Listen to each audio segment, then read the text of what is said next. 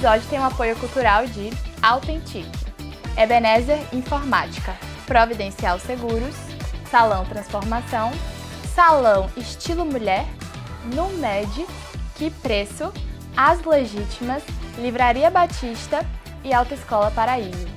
Olá, seja bem-vindo a mais um episódio do nosso Prosa, Café e Bíblia. Hoje um episódio especial, marcando aí o nosso Dia dos Namorados. É um tema importante também para a igreja, o Dia dos Namorados.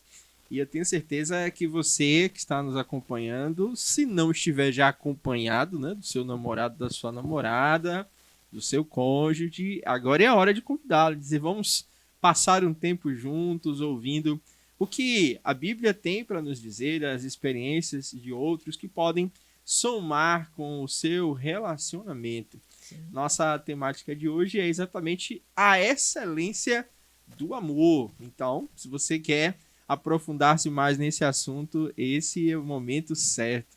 E a gente está aqui acompanhado de alguém muito especial, o pastor Gilmar.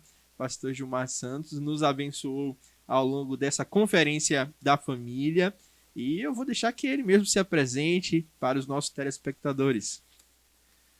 Ok, pastor. Sou Gilmar Santos, casado com Mônica, né? Há 25 anos já esse ano agora, a gente faz 25 anos, né? E já pastoreamos aí há 22 anos. E é um prazer estar aqui com vocês nesse momento. Muito bom, muito bom. Eu sou Fabiana e o último podcast foi para os namorados, né, noivos, não case. E agora vamos para a parte matrimonial, né? Verdade. Pessoal casado chegando aí, em pleno Dia dos Namorados, para ouvir mais do que a palavra de Deus tem falado sobre isso. Muito bem, muito bem. O pastor Gilmar, ele está na Igreja Batista da Fé. Onde é que fica essa igreja mesmo, pastor? Lá em Simões Filho. Nós estamos ali no CIA 1, no fundo do SESI, próximo no fundo do Atacarejo, na verdade, próximo ao SESI, né? Então, a igreja é bem localizada. Passando por lá, bem-vindo, é nosso convidado. Muito bom, muito bom. E o nosso tema começa, então, com uma questão importante. A Bíblia fala também sobre relacionamento conjugal. Tem muitas pessoas que consideram a Bíblia apenas como um livro espiritual, um livro que trata da salvação da alma, que trata da espiritualidade do indivíduo, né? Uhum. Como é que a gente pode interpretar, né, esse fato da Bíblia também falar sobre relacionamentos conjugais? É um tema relevante e importante. A gente percebe que o assunto já no início da Bíblia, né? Sim. Já no capítulo 2 de Gênesis, a gente já tem essa realidade, porque o casamento surge como solução do primeiro problema da raça humana, que é a solidão. Sim. Primeiro problema da raça humana. Quando Deus olha para Adão, que não vê um igual, disse, não é bom que o homem esteja só. Então, para resolver esse problema da solidão, Deus, então, cria a mulher, faz o primeiro casamento, e a gente vê, então, a partir dali, Deus tratando tudo a partir do casamento e da família, né? Porque Deus sempre pensa em família. Muito bom, muito bom. É interessante, pastor Gilmar, que hoje a gente vê o inverso, né? Uhum. Enquanto Deus conduz para a comunhão, para a partilha, para não estar só, a sociedade hoje parece que remete para o individualismo, para pessoas que vivam sozinhas, que têm poucos compromissos, poucos relacionamentos com o outro. A gente até cita aquela frase, né? Que é de camisa, estampada em camisa. Cada vez que eu conheço mais as pessoas, eu amo mais os meus pets. As pessoas se afastam mais do outro, do ser humano, do indivíduo. E essa também é uma luta nossa, né, como ministério pastoral, conduzir as pessoas a essa visão bíblica dos relacionamentos, da sua importância. O pastor encontrou muita dificuldade aí no ministério sobre esse tema. Quando você fala sobre casamento, relacionamento na igreja, as pessoas têm muita dificuldade? Muita dificuldade. Porque a gente vive numa sociedade hoje onde as pessoas não querem se comprometer. É a palavra. Não querem dar satisfação, né? Eles querem estar com alguém, contanto que não tenha compromisso com essa pessoa. E casamento é comprometimento. Casamento é dar satisfação, esse envolvimento, né? Tornar-se uma só carne. Então, a partir do momento que eu me torno uma só carne, eu dou parte de mim para alguém e essa pessoa dá parte para mim. Então nós nos tornamos um e como um, a gente não vive mais de forma como indivíduo, né? Isolado. Agora, isso, não mais de forma isolada, mas como um casal, né? Só nesse caso que 2 ou 1 mais 1 não vira 2, né? É verdade. Só nesse caso, que 1 mais 1 não vira 2. 1 mais 1 é 1. É 1. Né? É 1, exatamente. É na matemática de Deus, né? Na nossa Verdade. matemática é diferente, mas na de Deus é bem diferente, porque Deus, ele tem esse princípio do compromisso, né? E o casamento vem justamente para isso. Mas aí, no seu texto, está falando de amor e pertencimento. O que o senhor entende como pertencimento, assim? Como a gente pode traduzir para os nossos telespectadores essa questão do pertencimento no casamento? Ok. Nós estamos usando o texto de Cantares? de Cantares, o capítulo 8, versículo 6, quando diz: coloca-me como um selo sobre o seu coração. Né? É um pedido que ela está fazendo. Eu quero que você me coloque como um selo sobre o seu coração. Então, casamento não é uma aventura inconsequente. Né? Por exemplo, o alpinista, ele está fazendo uma aventura, mas ele não faz essa aventura de forma inconsequente. Ele tem um treinamento, ele tem um equipamento, né? Ele sabe que é perigoso, mas com o treinamento certo, com o equipamento certo, ele consegue fazer a sua aventura. Então, o casamento é uma aventura, mas não é uma aventura inconsequente. Então, quando a gente pensa, olhando para esse texto sobre pertencimento, essa é a ideia, né? Então, ao deixar pai e mãe, né, e unir-se a sua mulher, torna-se uma só carne, né? Então, isso vale dizer que é uma só carne com o marido e com a esposa. Não é? Eu gosto de frisar bem muito isso, importante. Porque às vezes o casal, a esposa ou o marido, pensa que pode deixar o casamento em segundo plano e valorizar mais a relação com os filhos. Né? Então, a Bíblia diz que o casal é um só, se torna um, a mulher com seu marido e com o outro marido só, né? com um só. Então, quando ela diz põe-me como selo, né, sobre o seu coração, né, aponta para o sentimento de pertencimento e de comprometimento. Por exemplo, no capítulo 6 de Cantares, versículo 3, diz: eu sou do meu amado e o meu amado é meu. Né? Eu pertenço a ele e ele me pertence. No capítulo 7, versículo 10, diz: eu pertenço ao meu amado e ele me deseja. Né? Porque o selo, ele tem justamente essa ideia da propriedade, né? E é interessante que ela pede para ele colocar o selo sobre o coração. O que é o coração? O centro das emoções, do intelecto e da vontade, né? Tudo isso aqui pertence a você, né? E também ela diz sobre o braço. O braço é símbolo de força, é símbolo de poder. Né?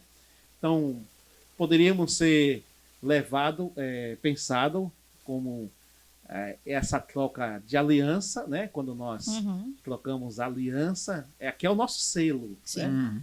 Quando nós estamos na rua e alguém olha para a nossa mão esquerda, sabe que nós estamos casados, que nós estamos comprometidos e pertencemos a alguém. Né? Sim. Então, o selo traz essa ideia, né? E é imprescindível que, antes de colocar um selo no dedo, esse já esteja selado no coração. Esse comprometimento seja não só um comprometimento público ou verbal, mas que seja um sentimento do coração. Então, essa é a ideia dela, de que ao ser selada, né, ela está dizendo: eu quero pertencer a você, eu pertenço a você. Né? Então, o casamento é pertencimento, é pertencer um ao outro. Né? É um comprometimento, eu estou comprometido com alguém. Né? E a gente manifesta isso de forma pública através de uma aliança. Né? Ela está pedindo para ser selada aqui, no coração e no braço. Né? Muito bom. Então, havia uma relação íntima no coração, mas também havia uma relação pública. Quem olhasse para o braço dela ia perceber que havia Sim. ali uma identificação de pertencimento e de comprometimento. No tempo que a gente está vivendo, que o individualismo é tão grande que as pessoas elas não entendem mais o casamento como essa entrega do ser para o outro, né? Sim. Elas entendem como uma união para prazeres, uma união com interesses, mas que pode terminar a qualquer momento, que muitas vezes nem é uma expressão pública, porque hoje tem um modelo, vamos dizer assim, de união, de pessoas que convivem, mas que para a sociedade permanecem como solteiras, né? Cada um no seu canto, vamos dizer assim. E as ideologias também que a gente encontra hoje são muito fortes para o individualismo. O indivíduo sozinho é melhor do que acompanhado o tempo todo, nós vemos isso nas descrições. Então é um desafio também para a sociedade de hoje, esse olhar, né? Eu preciso perguntar ao pastor, né? O pastor entende que até onde esse pertencimento é saudável e quando ele começa a ser doentio, né? Nesse sentido de posse, né?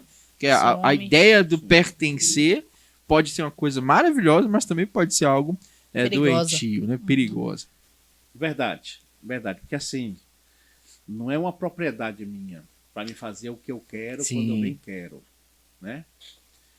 Ela está de forma voluntária pedindo isso, né? Então aqui existem sentimentos de uma relação de comprometimento. Sim.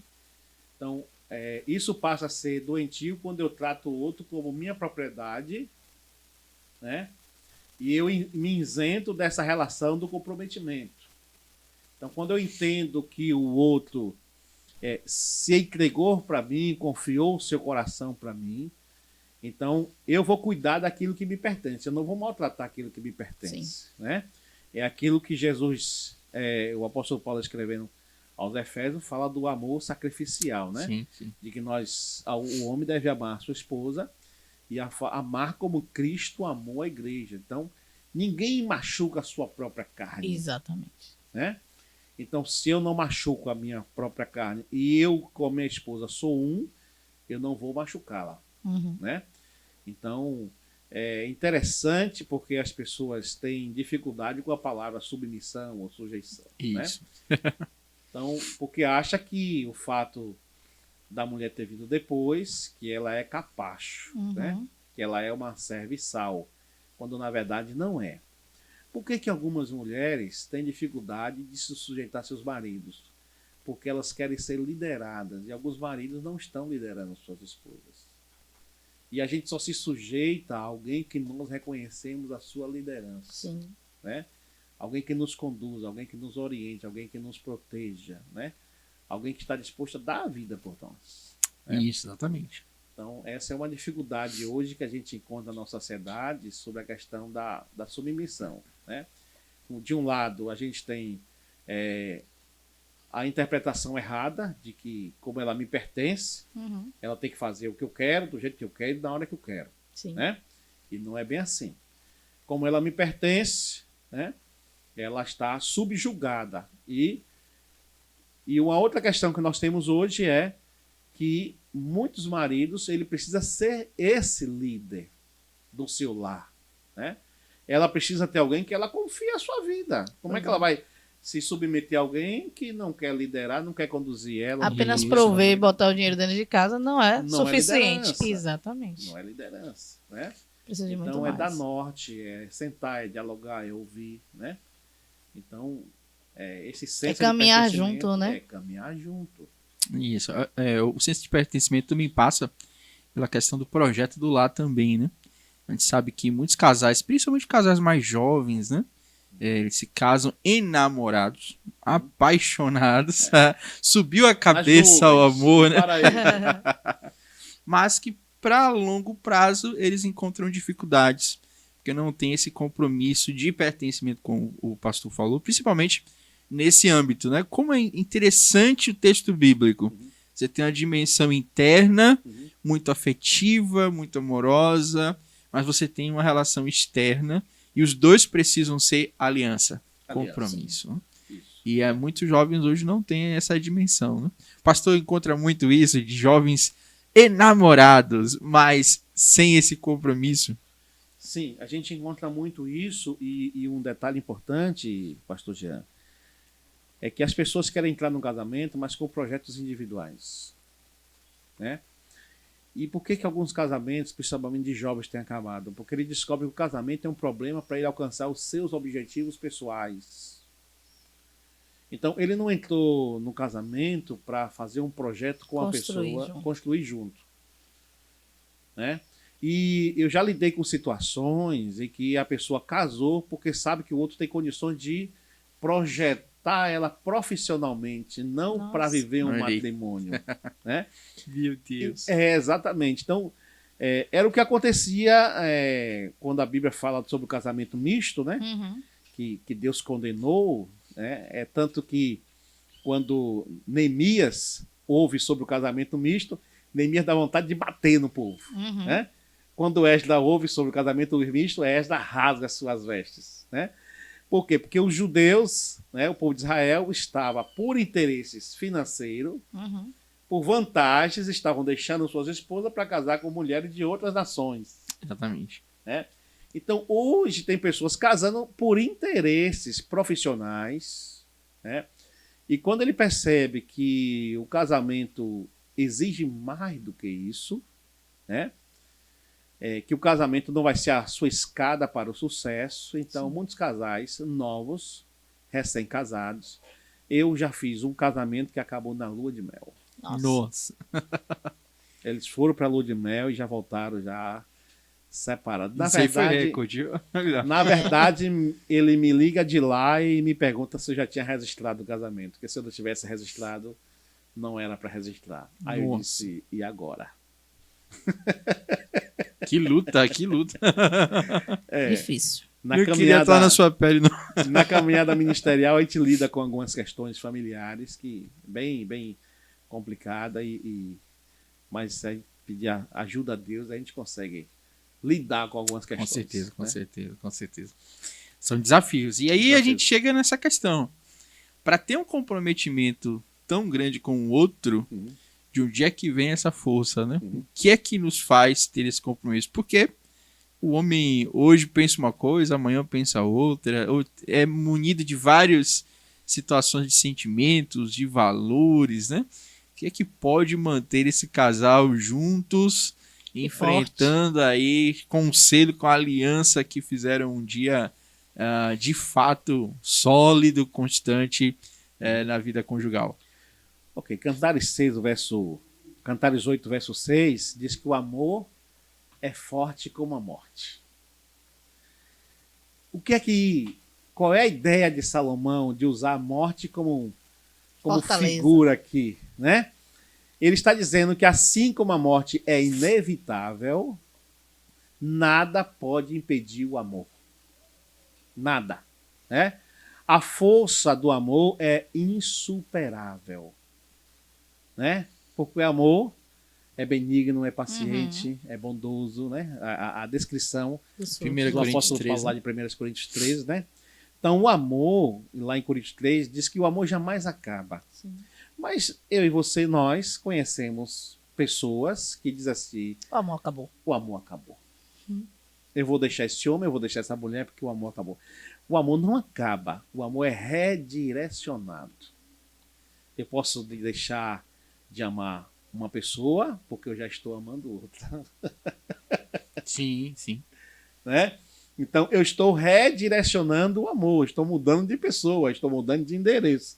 Mas o amor jamais acaba. Então, ao afirmar que nem muitas águas conseguem apagar o amor, né? Salomão está falando que o fogo e o amor são intensos, poderosos. Né? Ao poder do fogo. Né? E aí ele está fazendo esse paralelo entre o poder do fogo, né, e o amor. Então, nem mesmo um tsunami seria capaz de apagar o amor. Né? E ele afirma que o amor é capaz de resistir às duras provas impostas pela vida. Porque, como casais, às vezes a gente passa por situações adversas, situações difíceis, situações de desemprego, situações de enfermidades, né? Situações de morte na família. Né? E algumas situações, se a gente não tiver uma base, abala o casamento. Né? Abala o casamento, gera doenças emocionais, né? Gera depressão. E o primeiro a sofrer ao naufrágio aí é o casamento. Então o sábio está dizendo que esse amor forte, como a morte, ele é capaz de resistir às duras provas impostas pela vida. Então, duas pessoas que se amam, que decidiram construir uma vida juntos e mantê-la, né? São capazes de superar qualquer dificuldade que surgir. Alguns anos atrás, passou na TV um episódio de um casal, o rapaz chamava Piu Piu, né? Até tinha uma música aí única, né? De Piu Piu. E eles foram encontrados morando debaixo do viaduto. Né? Então, ele é alguém que já teve sucesso, perdeu tudo. Ela estava com ele num sucesso. Ele em sucesso também. Mas no dia que ele fracassou, perdeu tudo, ela continuou com ele. Sim. A pergunta é, por quê? Porque o amor é forte como a morte. O amor supera qualquer vendaval da vida. Eles entenderam a proposta do casamento e do que é o amor no casamento. Não é o que tem, não é o momento, é o casamento, é um ao outro. Eu tenho você. Exatamente. É o pertencimento. O pertencimento. Eu ia falar o senso de pertencimento. Então não é enquanto a nossa unidade é para a vida toda. Pra vida toda. Não tem essa opção de escolher outro, né? De, como você falou na instante, mudar, redirecionar. Não, a minha direção só tem esse sentido. Exatamente. E é esse sentido até a volta de Jesus ou até que a gente vá, né?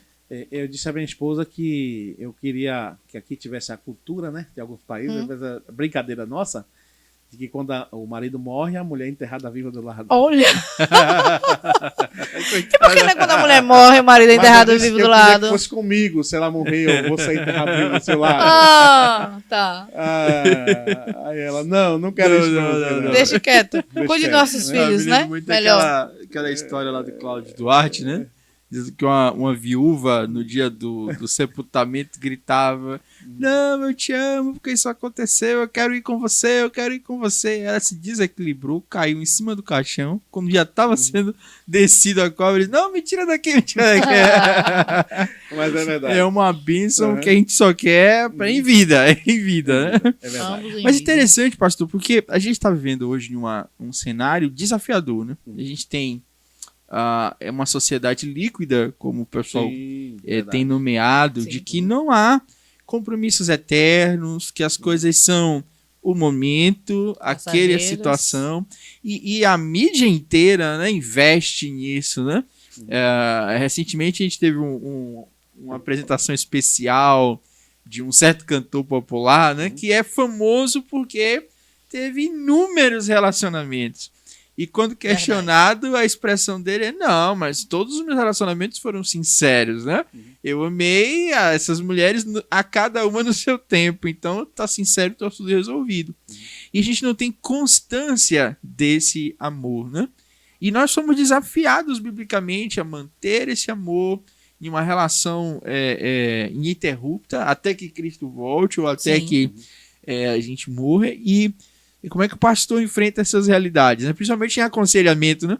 Que a gente encontra de tudo um pouco. Pessoas afirmando pelo fim do relacionamento, até por coisas bem banais, né? Como é que você tem enfrentado isso na sua circunstância ministerial? A questão é a seguinte: a partir do momento que nós estamos em Cristo, o nosso manual de fé e prática é a Bíblia, né? Então a gente se submete à palavra. O mundo não está submisso à palavra de Deus. E muitas pessoas vêm para o Evangelho, mas ainda vêm com essa cultura do relacionamento sem compromisso, até que dure, né? E até poema, né? Que seja eterno enquanto dure. Verdade. Então a Bíblia vai sempre nos levar, trazer a ideia, a proposta e o propósito de que o casamento é um compromisso para toda a vida. Sim. Né? Não é algo descartável, não é algo que eu posso desfazer a hora que eu quero, ou pelas razões que eu julgo que é justa. Né? Então a gente vive hoje essa geração do descartável, né? E da desvalorização, principalmente da família. E a gente não pode deixar de pensar aqui que existe não só uma orquestração de sociedade, de leis, mas existe uma orquestração espiritual. Então, as pessoas hoje, elas querem o evangelho, mas não querem se submeter aos princípios do evangelho, né? Elas querem casar no ritual evangélico, querem casar na igreja, mas não querem se submeter às leis de Deus, ao plano de Deus, né? Elas querem continuar pensando de forma cultural, de forma descartável, né? No dia, enquanto me servir, né, estamos juntos. Mas essa não é a ideia de Deus. Então, você lidar hoje com pessoas que não querem viver, se submeter sua vida aos princípios bíblicos, aos valores do reino, eu acho muito interessante a declaração de Josué. A gente, às vezes, passa despercebido, porque quando ele está levando o povo lá em Josué 24 a uma escolha, a uma decisão, ele faz uma declaração que às vezes nós não percebemos. Ele diz assim: escolha hoje a quem vocês querem servir. Eu e a minha casa serviremos ao Senhor. Mas observe que a declaração dele não é só vamos adorar o Senhor, vamos ser crentes, vamos ser frequentadores de igreja. Não, nós vamos servir. Servir é estar envolvido no projeto do reino. Verdade. É estar integrado. Então a gente tem hoje uma questão de frequentadores de igreja que querem as vantagens, né, mas não querem se submeter. Então você hoje aconselhar casais a permanecerem casados, a ter um compromisso, sem que essas pessoas queiram se submeter à orientação de Deus, à orientação bíblica, por isso que algumas terminam até saindo da igreja. Algumas decidem desistir do casamento, né? Outras decidem não se submeter a uma liderança espiritual, não querem serem pastoreadas, né? É o que a gente mais tem visto hoje, a dificuldade das pessoas quererem ser pastoreadas, né? Então, para a gente lidar com uma pessoa que não quer se sujeitar aos princípios bíblicos, fica difícil. Exato. Porque a nossa ferramenta de trabalho é a Bíblia. Exato. Então a gente orienta pela Bíblia, né? Mesmo que a gente faça um trabalho de terapeuta, né? Mas a gente vai usar como pano de fundo, como plano orientador, a palavra de Deus. A palavra, né? exatamente. E a palavra de Deus é comprometimento, pertencimento, né? E que esse amor que é construído a dois, não a um e não a três, né? Ele vai ser capaz de suportar, ele vai ter uma força capaz de suportar qualquer vendaval da vida. Verdade. Né? Você citou uma frase no nosso encontro de casais, que foi uma frase muito forte. A gente ficou guardando essa frase para esse momento, olha aí. O amor, ele é um compromisso, ou melhor, o casamento é um compromisso, mas ele não resiste sem amor, né? Sem um afeto. Sim, essa é uma palavra muito forte, porque de fato tem gente que tem muito compromisso, mas falta o afeto. E tem gente que tem muito afeto, mas não tem o compromisso, né? Esse equilíbrio das duas partes é muito complicado necessário, até, né? Mas eu lhe pergunto, assim, nessa dinâmica que a gente vive, né? A espiritualidade, a vida cristã, como você falou, muita gente não quer se aprofundar, né? Quer viver apenas das bênçãos sem os compromissos, quer receber os direitos sem os deveres, por assim dizer. Verdade. E a fé virou um produto, né, comercial. A gente tem uma série de programas, de anúncios, e as pessoas realmente estão entrando nesse sistema capitalista. É possível dizer que a implicação direta em uma pessoa que vive a espiritualidade rasa também vai ter complicações no seu casamento? E aqui a gente não está desrespeitando a religião de ninguém. A gente está falando diretamente também da sua religião. Se você não se aprofunda naquilo que você crê, naquilo que você acredita, nós somos cristãos, acreditamos na palavra de Deus, mas se você não se aprofunda, como de fato, né, você vai ter estas bênçãos e essas graças sobre a vida? Como é que o pastor entende essas questões? A gente lidar com esses dilemas hoje da sociedade é bem complexo, né? Porque a gente vive nesse mundo perdido, onde as pessoas pensam muito mais de forma egoísta, né? Ou que de forma conjunta. Sim. Né? Então, lidar com esse dilema que a gente tem visto hoje, sem que essa pessoa queira se submeter, porque aquilo que eu creio vai determinar a minha vida. Então, se eu decido ser um crente em Jesus Cristo, a palavra de Deus vai determinar a minha vida. Eu tive há poucos dias, numa consulta com, não sei como é que chama, ela se chama de médica naturalista, né? Mas não sei exatamente o termo certo aí. E ela me disse assim, para mim avaliar a sua dificuldade de perder peso, eu preciso avaliar como você está espiritualmente. Olha aí. Porque se houver... Eu disse assim, mas eu sou pastor. Ela disse, não importa. Se não houver equilíbrio espiritual em você, você não vai emagrecer. Opa, guarda esse corte aí. Esse corte é importante aí. Repete aí, pastor, para todo mundo ouvir. Se não houver esse equilíbrio espiritual em você, você não vai emagrecer. Interessante. Aí eu... Nossa, eu não tinha pensado nisso. Porque a vida espiritual rasa me leva a decisões rasas. Sim. Me leva a um compromisso raso. Entende? É por isso que a presença de Deus, ela é relevante em qualquer relação. Né? O aprofundamento na vida com Deus, na minha relação com Deus, é importante em qualquer relação, porque como eu lido com Deus, eu lido com as pessoas. Muito bom. Né? É interessante que quando o Senhor vai dizer na palavra lá em Lucas, ele, para amar a Deus, ele não diz ame a Deus.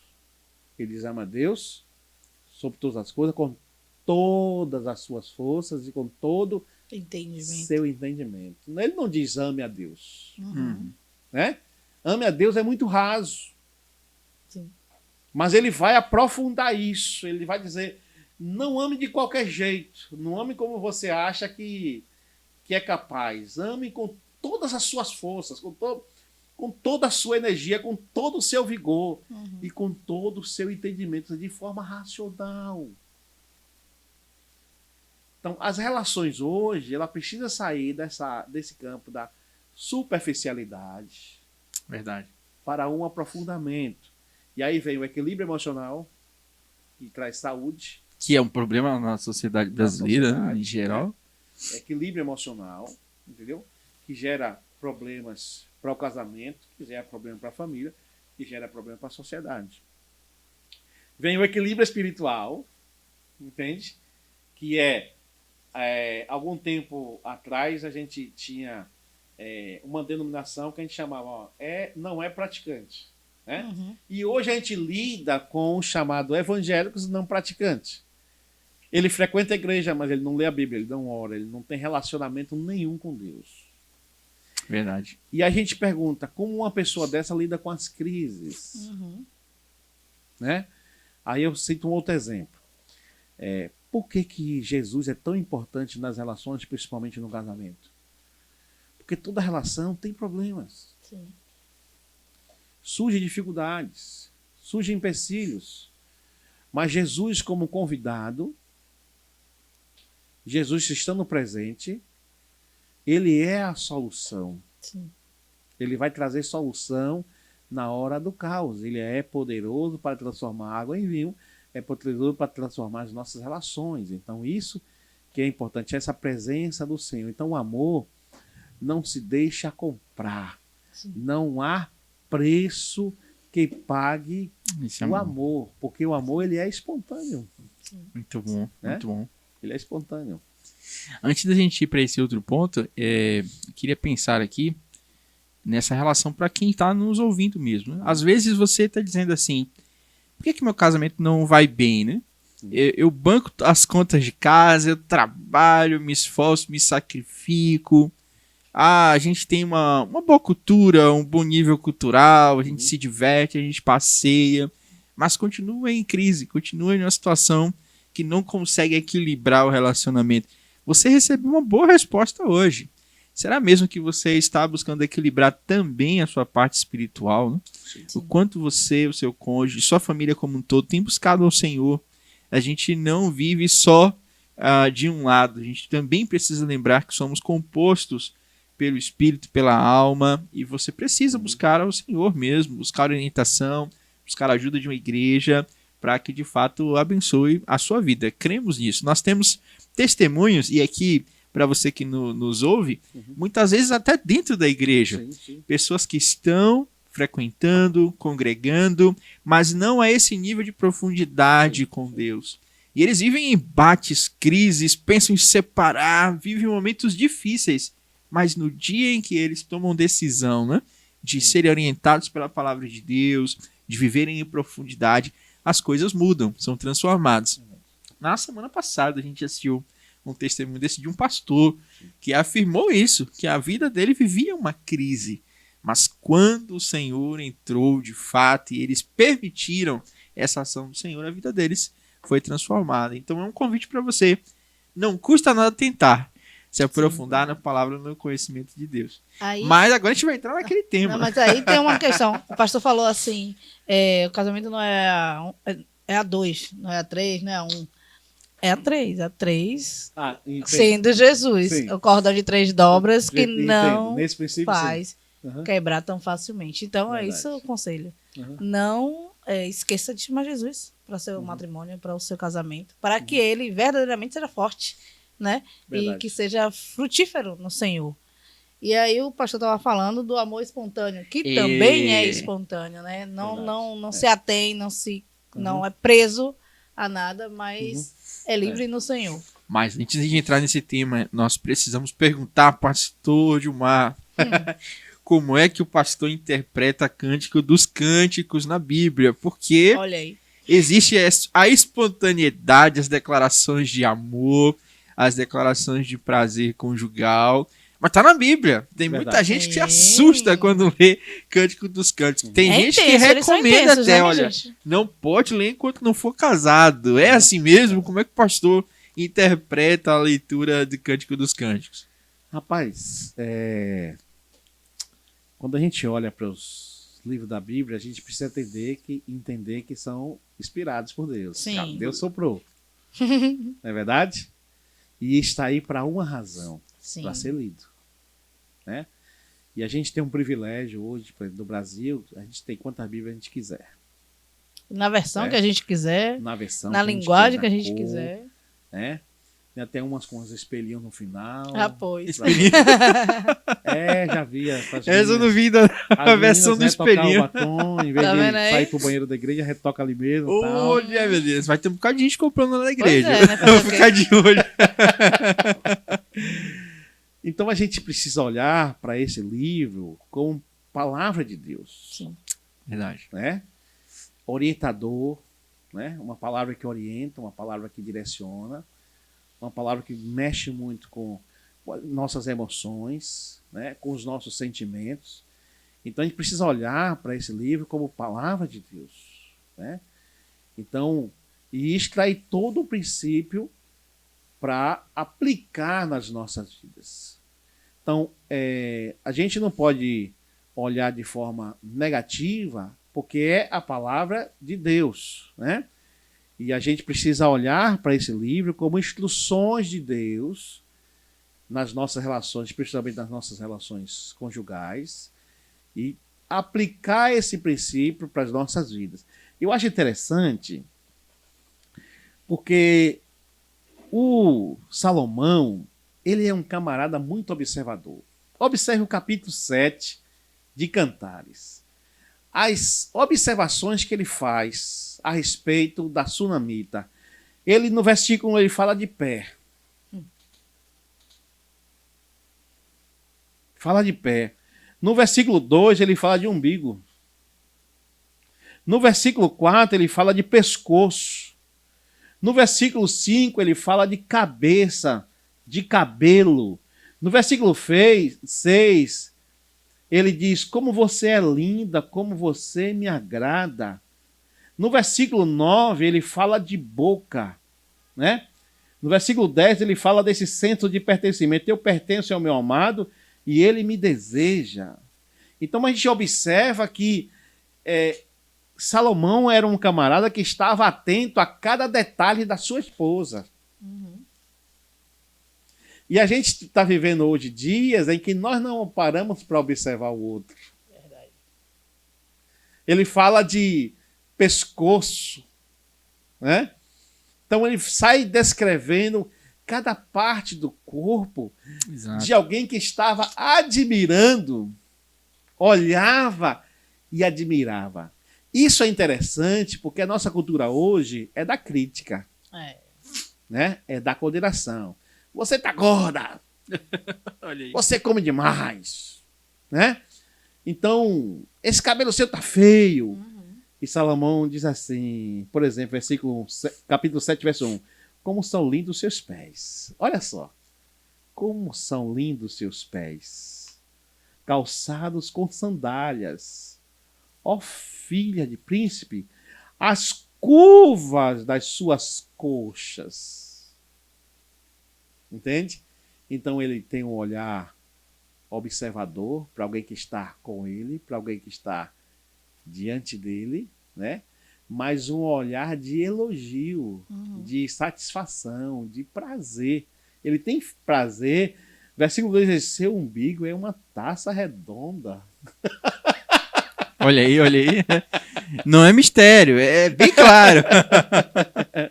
No versículo 4, seu pescoço é como uma torre de marfim, né? Então a gente precisa olhar para esse livro como palavra de Deus que vem para nos auxiliar, para nos orientar, para nos direcionar. E a gente precisa, se nós queremos ter casamento forte, relacionamentos fortes, então ter um olhar mais atento para esses detalhes que o livro traz, Muito bom. porque nos ajuda bastante. A gente tem sempre essa crise, né? Porque durante muito tempo a igreja cristã relutou, e aí a gente fala historicamente, né? Relutou em admitir que o casamento é para a procriação, mas também para a recreação, para o prazer. Sim. E o livro do Cântico dos Cânticos entra no debate aí dessa mística. Sim. Na maioria das vezes eu tenho para mim que quem lê o Cântico dos Cânticos e interpreta de uma forma alegórica, como Cristo e a igreja, eu sei de toda a questão histórica que envolve isso, e não é com desrespeito que digo isso, mas que existe uma grande parcela de pessoas que de fato não leram o livro. Sim. Que eles têm o livro apenas por versículos e não com o seu todo. E, por exemplo, a gente já ouviu, eu acho que o pastor também conhece, aquelas músicas chamando Jesus de a Rosa de Saron, Sim, o Lírio verdade. dos Vales. Quando você lê o capítulo 2, o Lírio dos Vales e a Rosa de Saron é a mulher, é a amada. Está ligada à igreja e não a Jesus. Sim, então alguém interpretou o versículo isolado sim, e deu a ele um tom alegórico, uma tentativa alegórica. Eles não conseguiram entender o poema, né? Eu até fiz uma pesquisa aqui, o estilo literário, né? O chamado Asaf, que é esse estilo literário de pegar uma descrição do corpo e comparar com... O capítulo 4 é lindo, a gente brinca com os jovens e adolescentes da igreja. Ó, quando você quiser fazer um galanteio, uma paquera pra menina, diga assim, seus dentes são brancos como as ovelhas recém-tosquiadas. E lá, ó, que coisa linda, que coisa maravilhosa, né? Mas isso aqui era o Cântico dos Cânticos, estava acima da média... pensando no contexto judaico, de casamento, época, né? E não havia pudores, não havia medos de nenhuma dessas citações, eram cânticos públicos. Como isso é bonito, né? Ver dentro de uma tradição todo esse cuidado, essa dignidade do corpo, da representatividade que tem o corpo dentro do casamento. Sim, e ainda é uma crise no nosso tempo, essa questão do corpo e do casamento, e aí a gente encontra alguns casais em crise com isso, mulheres que foram ao longo do tempo, eu vou usar essa expressão, é pesada, mas é verdade, né? Castradas, que elas não conseguem se aceitar sexualmente, e homens também com muito pudor, com muito temor, embora menos, né? Os homens são Verdade, mais verdade. espontâneos sobre isso. E o texto bíblico é aberto, escancarado. O pastor usa a expressão espontaneidade, né? Verdade. Desse relacionamento. É. E como é que o pastor vê isso? Encontrou alguém com essas dificuldades? Muito. O capítulo 8, no versículo 4, diz: não desperte, nem incomode o amor enquanto ele não quiser. Olha aí. Capítulo Olha aí. 4, verso 8. Não incomode, não desperte o amor enquanto ele não quiser. Né? Então, quando a gente pensa nessa espontaneidade, então o amor está além do alcance do dinheiro. Porque o texto do capítulo 8, versículo 6 e 7, vai falar que não pode ser comprado. O Sim. amor ele não pode ser comprado. Você pode pagar ali um tempo com a prostituição, com a prostituta, pagar por um sexo, mas o amor está além do alcance do dinheiro. Ele Sim. não pode ser por um interesse pessoal, né? Não pode ser subornado, nem subornado o amor não pode ser. Então, com dinheiro se compra sexo, mas não se compra amor. Verdade. Então, o amor vale mais do que tudo, né? O amor verdadeiro é sem preço. Sim. O amor é uma decisão espontânea de entrega, né? Então, é importante e trazer aqui um detalhe que a gente lê o capítulo 7 de 1 Coríntios, né? Quando diz que o homem não tem direito sobre o seu corpo e a mulher também, Isso. né? Mas não é uma questão de força, Sim. né? É um compromisso, É um né? compromisso, né? Então, é importante que haja aqui um respeito do tempo de cada um. Então, nem sempre quando o homem quer ter relações ou fazer amor com a sua mulher, ela tem que estar disponível 24 horas para isso. Sim. E ele tem que aprender a lidar com isso, a esperar o tempo, a esperar o momento certo, né? Então, esse amor, ele é espontâneo, é uma entrega espontânea. Ela decide confiar ele no seu coração e ele decide confiar ela ao seu coração. Então, o amor flui naturalmente, não é nada forçado. Sem obrigação. Sem obrigação, né? Sem obrigação. Então, quando a gente fala dessa espontaneidade, a gente fala sobre isso, de que esse amor, ele não pode ser comprado. E como diz aqui, não incomode o amor enquanto ele não quiser. Pois é. Desculpa. Interessante, tem o seu tempo, né? Tem o seu Tudo tem o momento. seu tempo, tudo o seu tempo. E é interessante. Mas, pastor, e sobre essa relação, né? De pessoas que entendem ainda a sexualidade como algo sujo, impuro, que tem dificuldades dentro da relação conjugal. Como é que o pastor orienta sobre isso, né? Talvez tenha alguém hoje assistindo com essa dificuldade conjugal. Interessante que eu ouvi há poucos dias um judeu falando sobre o conceito que eles têm da sexualidade, né? Dos órgãos, por exemplo, os órgãos masculinos. E ele entende que foi Deus que formou, né? Então, por exemplo, hoje a gente vai no banheiro e na saída a gente lava a mão. O judeu não, ele lava a mão antes de entrar no banheiro. Interessante. Porque ele entende que está tocando em algo que Deus criou. Então não há sujeira no sexo, né? Na prática do sexo. E a gente está falando isso dentro de um conceito de casamento. Né? Isso. Não dessa liberalidade que a gente tem hoje, né? Sim. E partindo do princípio bíblico, o sexo ele é permitido a partir do casamento. Então é algo sagrado, né? Que Deus estabeleceu para o homem e para a mulher. Sim. Então Deus criou e Deus estabeleceu. Só voltando um pouco aí a pergunta sobre Cântico dos Cânticos, quando a gente fala assim, Deus criou o casamento, certo? O livro foi escrito para Deus cuidar do casamento. Sim. Né? Então aqui a gente tem orientações de como lidar com essa vida a dois. Né? Então é o cuidado de Deus. Quando a gente fala Deus estabeleceu a igreja, a gente vai ver textos bíblicos a partir de Mateus 16, né?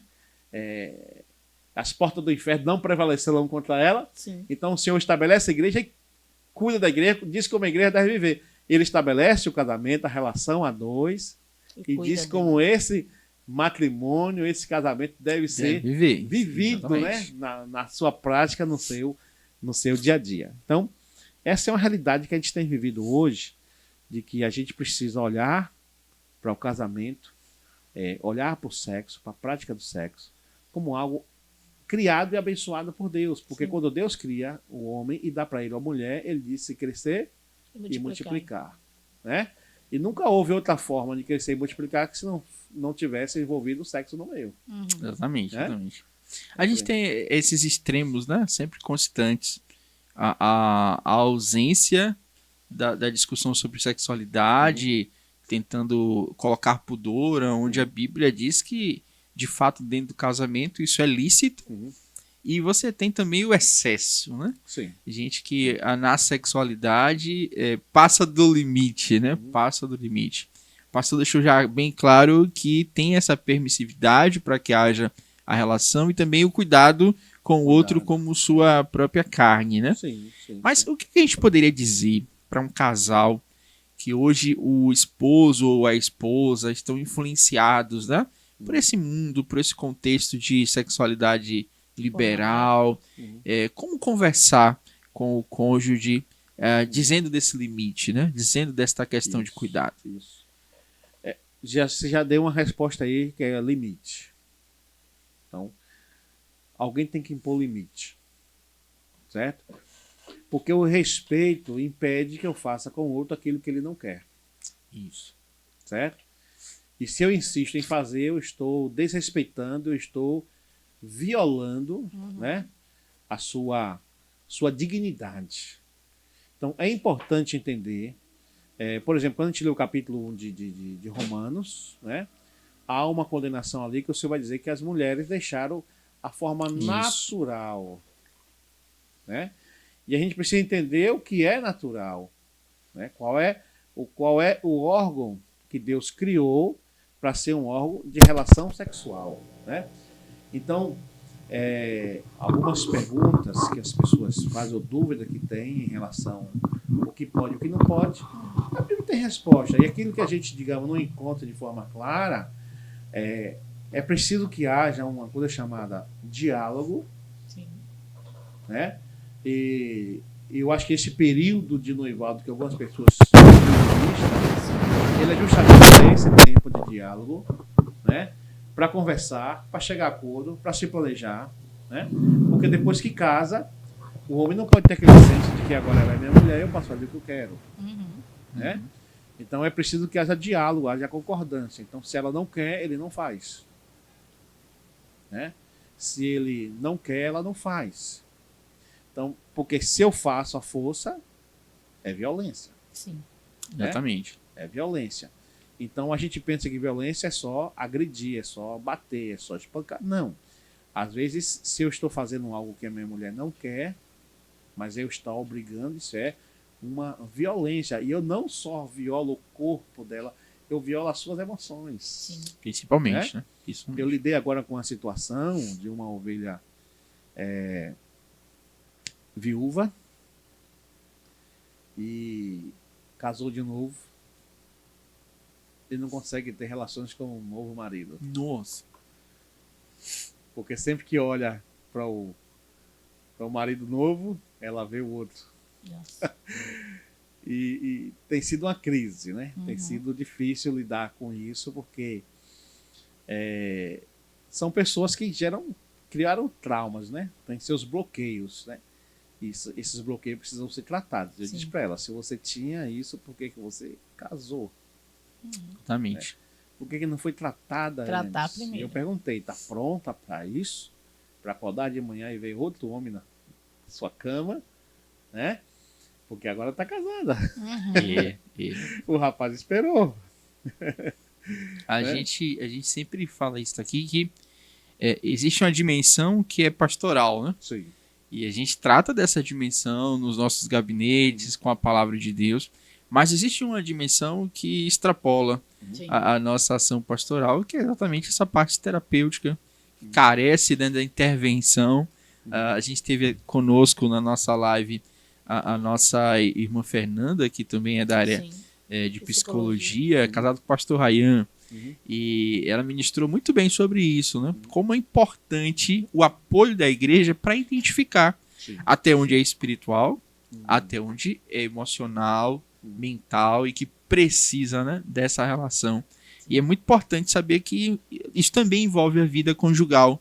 Existem coisas que não se destrava só orando. Sim. E você precisa de uma boa terapia, precisa ser acompanhado, de ajuda, né?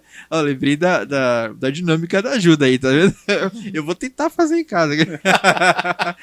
Muito bem. Aí só para quem foi para o encontro de casais que sabe o que é. A gente não pode falar aqui. Muito bem, muito bem. Pastor, uma outra realidade aqui, falando dessa dignidade, né? Aí o pastor já explorou um pouco dessa questão dos elogios, né? Das citações e tudo mais. Mas existe também cônjuges que não gostam muito disso, que não gostam muito de exposição, que não gostam de muito toque. A gente já encontrou casais com muita dificuldade sobre isso, né? De se abrirem um para o outro. Qual seria a melhor orientação para esses casais? Aí tem um livro chamado As 5 Linguagens do Amor, Sim. né, que ajuda bastante nesse sentido, porque cada pessoa tem um jeito de se sentir amada. Exatamente. Né? Tem gente que não gosta muito do grude, tem gente que não gosta de abraço. Tem gente que não gosta de abraço. Né? Mas ela tem uma linguagem de amor, ela tem uma linguagem que desabrocha, ela tem uma linguagem que ela se quebranta. Então é importante que o homem ou a mulher comece a perceber isso. Se conhecer, né? Se descobrir. Isso é importante, se conhecer. Mas observe, esse conhecimento parte de observações, e observações leva tempo. Sim, muito exatamente. Bom, muito né? bom. Porque às vezes, quando, digamos, eu quero abraçar minha esposa e ela recusa esse abraço, eu me sinto rejeitado e me tranco. Sim. E não quero fazer mais nada. Não é bem assim. Se ela não quer um abraço, o que ela quer? Exatamente. Não é que ela não quer você, é que ela não quer desse jeito. Ela não quer aquilo que eu quero dar para ela, aquele abraço que eu quero dar para ela. Mas, de repente, é alguém que se sente amada com o serviço que eu faço. Exatamente. É alguém que se sente amado só eu ficar perto ali, não preciso fazer nada. Já só estar perto ali, conversando, ouvindo. Ela vai abrindo as portas do armário e você vai fechando atrás. Nosso sombra não conhece ninguém assim. Sabe? E tem outras pessoas que uma lembrança, um presente. Sim. Você sair e voltar com alguma coisa. Ou ele estava lá e lembrou de mim. Então, e é a forma como as pessoas se sentem amadas, se sentem importantes, se sentem lembradas, se sentem tocadas. Muito bom. Você precisa conhecer o outro, conhecer quem está do seu lado. O outro, né? Então, não é uma questão de rejeição da pessoa, é uma questão de rejeição do gesto, forma. da forma. Né? Então, se eu tento de um jeito e não consigo, eu tenho que continuar tentando, eu tenho que descobrir. Exato. Mas descobrir leva tempo. Olha qual é o conselho de Deus para Adão. Cultivar e regar. Exatamente. Adão, você tem que trabalhar. Se você quiser comer desse fruto aí, quiser comer desse jardim aí, você tem que cultivar e regar. Tem que cuidar. É isso mesmo. Né? E às vezes. Não é sentar debaixo do pé de árvore esperando a fruta cair. Não. E tem que cair no lugar certo. É verdade? Então, isso, pastor, isso, como né? o senhor também disse, né? Tudo isso leva tempo. Sim. Né? O pastor falou uma brincadeirinha aí, que minha esposa dessa forma, ela é mais, não é tanto do grude, né? Ela é mais do tempo, né? Parar, ouvir ela, fazer o né? Largar um pouquinho o celular, largar. Atenção. Isso. E assim, para as pessoas entenderem que isso levou tempo. Até hoje, a gente já tem 9 anos de casado e hoje ainda é difícil de entender, né? Como é que funciona, assim. Eu já mais ou menos sei. E como eu também levo uma vida muito corrida, às vezes não paro tanto. Mas eu já percebi que, assim, é o tempo, né? Ela quer um tempo que eu chegue, só ouça. Ela vai falar, a gente... esvaziar, né? E assim, o interessante que o senhor falou é isso, né? Que isso leva tempo. Leva tempo para você entender, né? Que às vezes, assim, não sei, tem pessoas que têm 1 ano de casado, 2 anos de relacionamento, e já quer que o cônjuge já faça o que ele quer e já entenda. E não é tão fácil, não é simples. Eu tô falando por mim, a gente tem 9 anos de casado e hoje ainda é um entendimento. E a paciência do outro entender. E esperar, né, que ele descubra. Isso. É uma descoberta diária. Olha, eu tenho um amigo, pastor, que ele ia separar na primeira semana de casado. Porque na casa dele a cultura é acordou de manhã, forra a cama, deixa os travesseiros lá.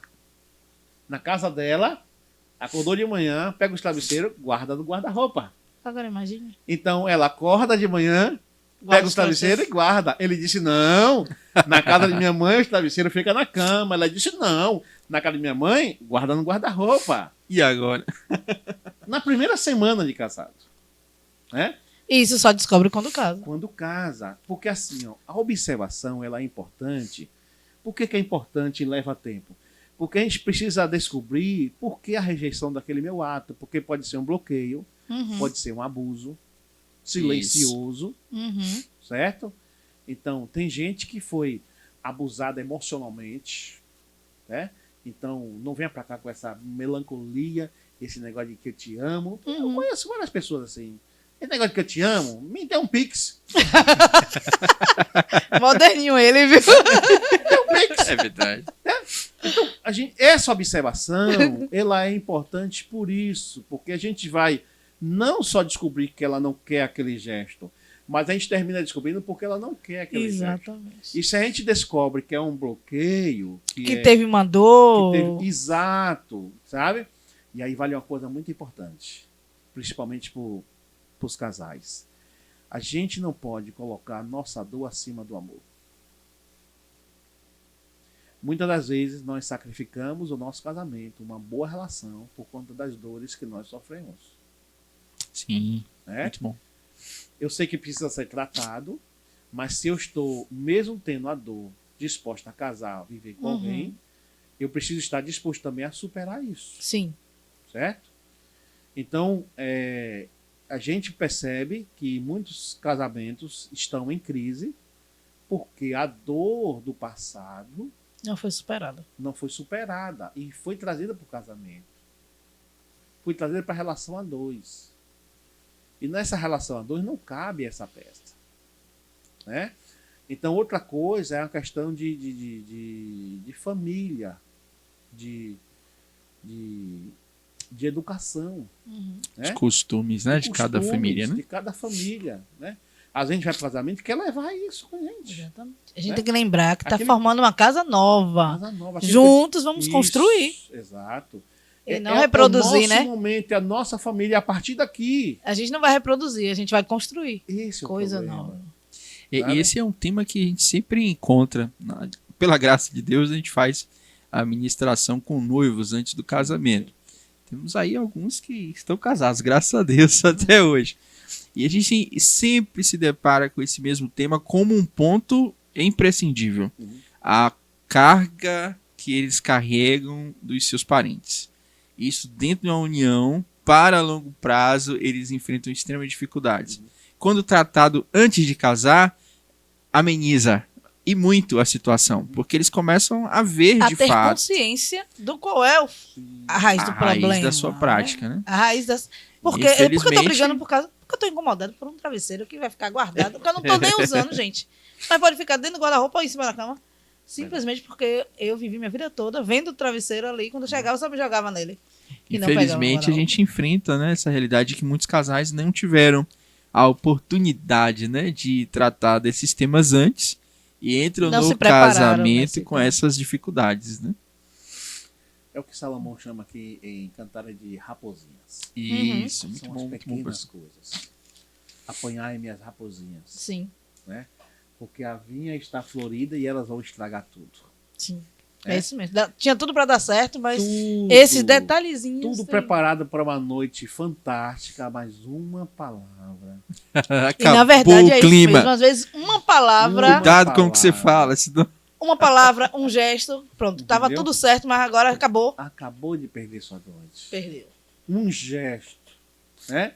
E é importante isso. E é importante o outro perceber que acabou, filho. Não tem jeito. Você não adianta falar mais nada. Perdeu. E alguns casos só uma semana depois. Lute agora para a próxima. E é importante isso, porque aí entra um detalhe importante. As emoções do outro. Já que eu gerei uma situação que gerou uma emoção negativa, eu preciso gerar situações que conserte isso. né? Por quê? Porque a gente vê casais que passam semana morando na mesma casa, dormindo na mesma, sem se falar por causa de uma raposinha. Sim. Por causa de uma toalha molhada, por causa de um lixo que não foi jogado fora, sabe? Chegou atrasado em um compromisso, sabe? Ou deixou de chegar no compromisso. Deixou de chegar, não deu satisfação, entendeu? Então, a gente percebe que não são grandes coisas que têm levado as pessoas ao divórcio, é pequenas coisas, né? E algumas vezes, pequenas coisas que vão se acumulando, sabe? A bexiga que a gente vai, todo dia a gente dá uma soprada. Uma hora não resiste, né? Chega uma hora que ela estoura. Isso. E a vida 2, ela precisa ser dialogada dia a dia. Existem 2 lugares excelentes, aliás, 2 lugares onde o casal, família, principalmente o casal, deve dialogar. Um chama-se mesa, é um lugar para a família conversar, Exatamente. sentir o coração do outro. Os pais sentem o coração dos filhos, os filhos sentem o coração dos pais. Mas existe um outro lugar onde o casal precisa ter o seu momento, não só para dormir, não só para a sua relação sexual. Chama-se cama, é o melhor lugar para se conversar, porque lá está a 2, vocês podem conversar tudo. Muito bom. Né? Então não pode ser, a cama não pode ser só esse lugar onde eu vou dormir, onde eu vou ter a minha relação, onde eu vou fazer meus filhos. Mas é um lugar também de reparações, de correções, de diálogo. Né? Isso é o que está faltando muito hoje, é alinhamento. E o grande problema é que a gente está vendo as coisas fora dos trilhos e estamos começando a achar normal. Terrível, né? Aproveitando essa palavra, pastor, a gente também pode sinalizar a questão do diálogo, né? Uhum. O pastor falou desses 2 lugares tão importantes para se conversar. Uhum. E eu queria adicionar essa palavra, principalmente para os casais que estão nos ouvindo. Cuidado com a interpretação de que seu marido já sabe. De que, não, minha esposa já sabe. Eu não preciso nem falar, né? Tem que desenhar, viu? Tem que desenhar, tem que explicar. Sim. Então você precisa dizer, não, eu tô falando isso por causa O disso. óbvio precisa disso. ser dito, né? O óbvio precisa ser dito. Eu tô falando disso por causa disso, disso e disso. Porque às vezes você falou isso, aí a pessoa leva pra uma outra situação que você nem pensou, mas que vai ser o que foi entendido. E vira realidade. Eu realizei um casamento há poucos dias e levei 2 óculos, um azul e um rosa. Olha aí. Né? Porque o Vou mundo pegar do as homem- dicas aqui. Viu? O mundo do homem é azul. O mundo da mulher Rosa. é cor de rosa. E no momento de desentendimento, ele precisa trocar essa visão para enxergar as coisas como ela está enxergando e ela enxergar como ele está enxergando, né? Porque nós estamos olhando para a mesma cena, mas nós temos visão diferente. É Isso aquela mesmo. confusão que algumas pessoas fazem em relação à Bíblia, né? É 2 cegos ou um? Exatamente. É um cego ou 2 cegos? Do ponto de Né? vista de quem, né? De quem, né? Então, o que acontece é que a gente precisa olhar para as situações na perspectiva do outro. Por que ela está pensando desse jeito? Por que ele está tendo esse comportamento? Muito bom. Né? Por que ele saiu tão amoroso e voltou agressivo? Né? Então, às vezes, é uma palavra. Eu esses dias, conversando com um casal, porque ele sai de manhã e não leva o lixo. Eu disse, olha, amanhã, quando ele chegar, você vai dizer, meu amor. Leva esse lixo, pelo amor de Deus. Não, meu amor, você saiu tão preocupado de manhã que esqueceu de levar o lixo. Você pode, por favor, levar agora? Ela, eu não vou falar isso não. Mansinha desse jeito? Aí eu, se preocupe não, ele vai esquecer o lixo. Pronto. Tente pelo menos. Aí ela fez. Ele foi levar o lixo na mesma hora. No outro dia de manhã cedo, ele já sai com o lixo. Resolveu o problema. Resolveu o problema. Então, não E sem briga, né? Não é o que eu falo, às vezes. É como eu falo. Se você vai comer um pão e tem a vontade de passar um queijo, botar um requeijãozinho perto, faz isso. Né? Porque a verdade, ela precisa ser dita no casamento. Casamento não tem espaço para mentira. Sim. Né? Porque o mesmo diabo que nos leva a mentir é o diabo que revela. E de acordo com os propósitos dele, né? É o diabo que mostra, Pois é. entendeu? Então, eu sempre brinco assim, o crente vai de uma festa e o ímpio diz assim, bebe, rapaz. É um golinho só, rapaz. O que é que tem, rapaz? Você não vai pro inferno por causa disso, não. Aí ele vai e bebe. Aí ele diz assim, o crente bebendo. É isso mesmo. No outro dia da empresa, sabe o que é que ele faz? Rapaz, tu viu o irmão lá? Encheu a cara. Isso é verdade. Né? Verdade. Então a gente lida com situações no casamento muito delicadas, né? E todo o meu dia reflete na minha noite, Sim. né? Então, se eu não trato minha esposa bem durante o dia, como é que eu vou querer que ela me trate bem à noite? Pois é. Né?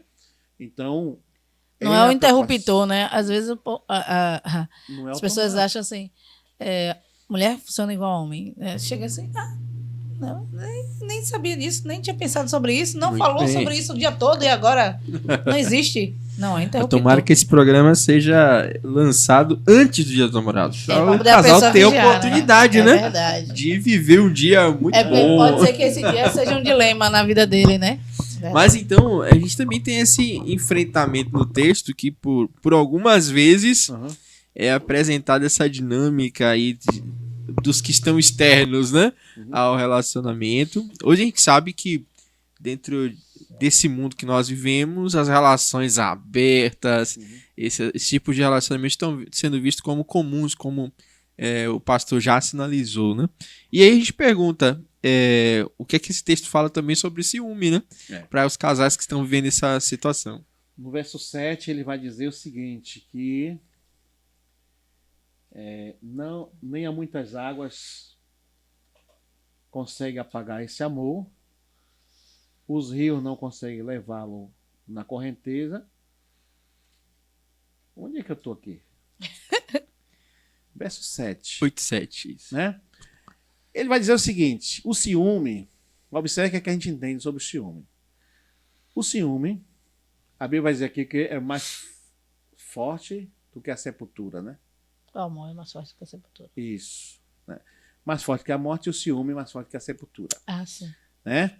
Então o ciúme ele pode ser um sinal de zelo, de proteção, Até certo ponto. até certo ponto. O perigo é que a linha é tênue, é bem fininha, Uhum. entre zelo e possessividade. Né? Então, tem uns que têm zelo, cuidado, por exemplo, as pessoas às vezes dizem assim, pastor, o senhor ouviu a roupa daquela mulher? Eu disse, não. Por que o senhor não observou? Eu acho que ela está mal vestida, senão ela tem marido em casa para olhar a roupa dela. Porque a minha eu olho. Entende? Uhum. Então isso é zelo. Sim. Por favor, eu não gostaria que você não tá decente, não tá coerente. Sabe? E outra coisa é possessividade. Uhum. É a perseguição. Sabe? Então o texto usa a figura da sepultura. Né? Por que ele usa a figura da sepultura? Usa como símbolo, porque a sepultura é símbolo do fim. Uhum. Né? Fim dos sonhos, fim do romantismo, fim da alegria, fim da vida. O ciúme pode matar. A gente tem visto aí várias situações em Sim. que o ciúme pode matar. Não só matar fisicamente, mas matar emocionalmente, matar as suas emoções, matar os seus sentimentos. Sim. Né? A esperança de A ter uma vida esperança, né? decente. Então o ciúme ele precisa ser bem administrado. Não, e esses dias, essa semana, passou no jornal, Uhum. uma criatura por ciúme jogou ácido no rosto de outra pessoa, simplesmente porque ela fazia academia com o marido dela. Pense, a que nível se chega? Quer dizer, a pessoa não tem nada a ver, não te deve nada, não tem compromisso com você. E é agredido, E é né? agredida, desfigurada. Hoje a criatura está internada na UTI por causa disso. Mas aí eu quero problematizar um pouquinho aqui, né? Pra gente não ficar só na parte tranquila. Porque a gente sabe bem que existe esse ciúme que pode ser provocado por uma baixa autoestima. Sim. E a pessoa se vê menorizada e por isso joga no outro, né? Essa sensação de possessividade, de cobranças extremas. Mas a gente também tem os outros casos, né? Tanto de esposo quanto de esposas que nunca veem nada disso. que sempre se colocam em situações que embaraçam o cônjuge emocionalmente, por amizades, por toques, por situações e lugares. Até onde, né, vai esse limite dentro do casamento, né? O casal não pode ser frio a ponto de não demonstrar ciúme, zeloso um pelo outro. Mas também não pode se tornar enlouquecido a ponto de destruir o casamento. Calma, vamos enquadrar isso aqui, Então, pastor, a gente pode afirmar que existe um tipo de, um nível, né, de cuidado, eu não vou nem chamar de ciúme, de cuidado que é natural quando se está casado. Quando se está casado, exatamente. Por exemplo, se a mulher é casada e ela vai para a academia, é importante que ele tenha zelo, já que, digamos, porque algumas vezes a gente termina não tendo um senso de pudor, né? Então a gente precisa de alguém que tenha um olhar de fora e diga isso não convém Tá um pouquinho para alguém casado, Uhum. né? Outra coisa é essa coisa pegajosa, essas amizades coloridas que todo mundo toca, abraça e beija. E sabe, eu vi esses dias uma pessoa tratando outra casada com umas expressões e tal. E ele não pode tratar minha mulher desse jeito. Jamais. Pois é. Jamais. Né? Eu passei por um episódio uma certa vez, começando o ministério, e cheguei numa igreja, já pastoreando a igreja há um tempo já, e eu tinha o costume de beijar as senhoras na cabeça.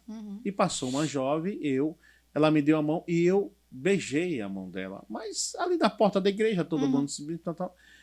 O marido dela me chamou depois e disse: eu quero lhe pedir para o senhor não fazer mais isso. Que bom que ele foi direto ao Senhor. Direto para mim. Aí eu entendi, obrigado. Sabe? Zelo. Sim. Sim, e não foi exagerado. Porque Não. ele foi diretamente a você e disse que incomodou ele. Exatamente, sabe? Então, às vezes, a gente acha que pela a amizade, A posição, no caso. né? Eu sou um pastor, não vai ofender. Não. A gente precisa ter limites. E a gente precisa conhecer os nossos limites. Sim. Né? Então, daquele dia pra cá, eu nunca mais beijei mão de ninguém. Olhei. Nunca mais. Entendeu? Beijei mão de ninguém. Porque eu aprendi ali. Epa. Se ele falou isso, outros podem ter sentido e não ter Outros falado. podem ter sentido e não ter falado, né? Mas também era uma coisa nova. Era meu Sim. primeiro ministério, eu ainda estava ali aprendendo a lidar com as coisas e tal. Mas aquilo ali me sinalizou para a vida toda. Exatamente. Né? Então, esse ciúme, isso é zeloso. Isso é zeloso. Né? Então, isso é importante na relação. Você saber que tem alguém que se importa com você, que se importa com quem você fala, mas não de forma possessiva. Né? Por exemplo, minha esposa tem uma coisa que diz assim: olha, se você for atender fulana, não vá sozinho. Isso. Né? Não visite sozinho. Né? Não faça isso. Ok? Aí eu disse: você está com ciúme? Ela disse: estou com ciúme e estou zelando do seu ministério. Muito bem. Ok? Muito bem. Então, num dia que ela quiser falar comigo, você vai comigo. Sabe? A gente estabeleceu esse acordo, né, no nosso casamento.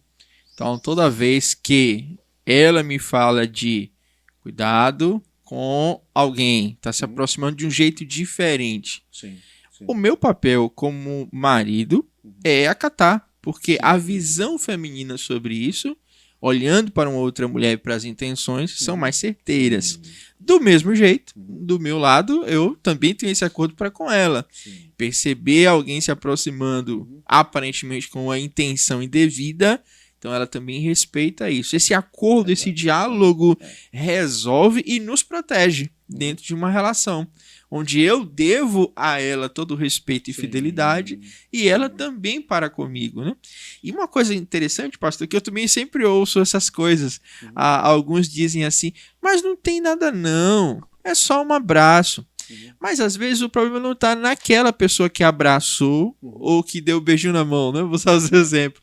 Mas está no outro, que pode estar em um momento de fragilidade e pode ser acordado um sentimento que depois ele não vai conseguir controlar, né?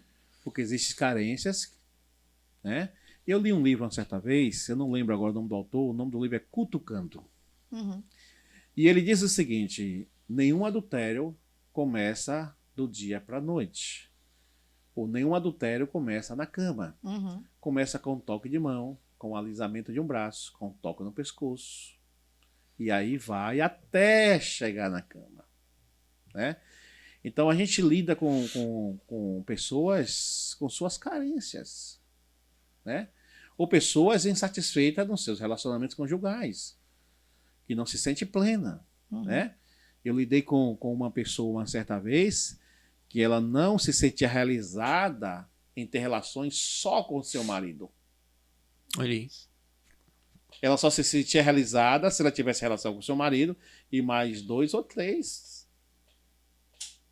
São situações que a gente lida. Já é um distúrbio, né, da sexualidade. Aí, né? Já é um distúrbio. Então, mas a gente está ali para liderar essas pessoas, dialogar com essas pessoas e cuidar dessas pessoas. Então, se a gente não se precaver e tem alguém até na nossa retaguarda que é a auxiliadora, isso, uma mulher idônea para dizer chuta que é laço. Desculpa a expressão, chuta que é laço. É uma música, né? Tem uma turma que vai identificar, se preocupe não. Alguém que tenha esse olhar e diga, epa, há um limite aí, sabe? Então, eu estabeleci alguns critérios, por exemplo, no meu relacionamento pastor e ovelhas, que graças a Deus me evitou de ter muitos problemas. Por exemplo, quando a jovem chega e meu pastorzinho, aí eu não sou seu pastorzinho. Eu sou seu pastor. Né? Porque se a gente não estabelecer limites, né? Logo no início, a gente deixa ela chamar uma vez, 2 vezes, 3 vezes, ela vai se achando íntima. Exatamente. Né? E, por exemplo, hoje, até para a gente mandar uma mensagem, a gente precisa pensar bem nas palavras que a gente vai escrever, nas figurinhas que a gente vai mandar, né? Para que do outro lado a pessoa não tenha uma intenção. Interpretação. Eu tenho um amigo. Ele é um homem de muitos amigos. Ele disse para mim, são fatos reais. Ele disse para mim, eu pensava que onde há fumaça há fogo. Mas eu fui acusado de assédio por uma pessoa de 80 anos. Olhe. Uma senhora de 80 anos me acusou. Diz que a forma como eu pegava na mão dela... Despertou a necessidade, né? 80 anos, gente. Tava viva. Sério que eu tô dizendo pra vocês. Gente, surreal. É surreal. É surreal. O pastor que pregou na minha formatura, no seminário, ele disse, só um louco desejaria ser pastor. A luta é grande. Eu sou louco. É que a gente é louco por Cristo, só tem essa explicação. Então a gente lida com essas situações, né? Ele disse, rapaz, ali não tem mais fogo, nem fumaça. Mas ela me denunciou diante da igreja de que eu assediava ela. Olha isso. E foi à frente esse processo? Foi à frente? Não foi à frente. Porque a Deus própria é família dela, os filhos... Reconheceram, né? Reconheceram de que ela tinha um certo distúrbio, né? E que era uma fantasia da cabeça dela, né? E que o pastor não tinha em nenhum momento tido esse comportamento com ela e nem com nenhuma outra pessoa, né? Descabida. Então, mas se a gente não lida com pessoas maduras... Sim. Isso. Né? E ninguém sabe o que está na cabeça do outro, né? Então há necessidade de cuidado, de zelo, né? Ninguém sabe. Eu gosto sempre de citar, pastor Gilmar, aqui na PIB, que o WhatsApp e outras redes sociais são as formas menos completas de comunicação. Porque às vezes um texto ou até mesmo um áudio pode transparecer uma coisa que não é. Sim. Você às vezes fala em um tom porque você estava afobado na feira, naquele calor da compra, mas o outro diz assim, ele tá chateado comigo. Ele não quer uma amizade, uma proximidade. Uma palavra que você acentuou mal, que você esqueceu de expressar alguma coisa. O corretor fez uma correção que meu Deus. Não percebeu. O corretor ortográfico é terrível. Então, eu gosto sempre de pensar que essas ferramentas elas não são completas. Não. Elas só são mesmo ferramentas que quebram um galho sobre nossa comunicação, mas se nós não tivermos cuidado, podemos ser mal interpretados, né? Verdade. Então vale a pena repensar e ter cuidado, zelo, como nós usamos essas ferramentas. Estamos chegando no final do nosso podcast, olha só. Foi então, tão bom, passou rapidamente. Então essa linha, só para a gente fechar essa questão aqui, do ciúme, ela é uma linha tênue aí, precisamos de sabedoria. Verdade. Para lidar com ela, né? Então, zelo é uma coisa e possessividade é outra. Exatamente. Que precisa ser bem... E precisa ser trabalhado, né? Porque eu conheço pessoas possessivas, né? Que se sente dono, né? Que se sente... eu conheço maridos que ele compra roupa para a mulher usar. Porque ela não tem liberdade de comprar a roupa dela.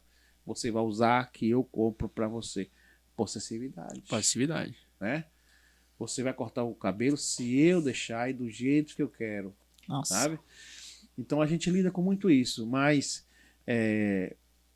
a gente precisa amadurecer. É o que Paulo disse. Quando eu era menino, eu falava com menino, eu pensava com menino. Mas eu amadureci. Né? E casamento é para homem. É para mulher. Né? Não é coisa de menino. Não é coisa para menino. Casamento não é para menino. Né? Não é para menino. Não é para qualquer um. Né? É para quem quer levar a vida a dois a sério. Quem quer viver debaixo dos princípios de Deus. Então, diante disso, a pergunta é onde nós podemos conseguir um amor assim? Sim. Um amor de pertencimento, né? Um amor forte. Sim. Né? Onde é que a gente pode conseguir um amor assim? A resposta está na Bíblia. Porque a Bíblia vai dizer em 1 João que Deus, capítulo 4, vai dizer, Deus é amor. Né? Em Romanos 5 vai dizer que Deus derramou o amor em nossos corações, pelo Espírito Santo que nos foi dado. Então, Deus é o único que capacita homens e mulheres, pecadores, falhos, a se amarem. Então, se nós amamos alguém, é porque Deus tem nos capacitado para amar. Né? E esse amor não é um amor que nasce em mim, é um amor gerado por Deus em nossos corações. Então, às vezes, eu não sou capaz de amar fulano. Você pode não ser, mas o amor de Deus que foi derramado no seu coração, pelo Espírito Santo que foi dado, lhe capacita para amar. Mesmo com a diferença. Então, esse é o nosso convite a você que está acompanhando esse podcast agora. Convide Deus para fazer parte da sua relação conjugal e viver tudo isso que nós falamos aqui, com todas as múltiplas formas, né, desse amor, que é excelente, que é bom e que de fato faz muito bem. A gente quer agradecer ao pastor Gilmar por esse bate-papo aqui, por toda essa orientação que ele nos trouxe, e esperamos que você seja abençoado com um amor excelente. E feliz dia dos namorados. Feliz dia dos namorados.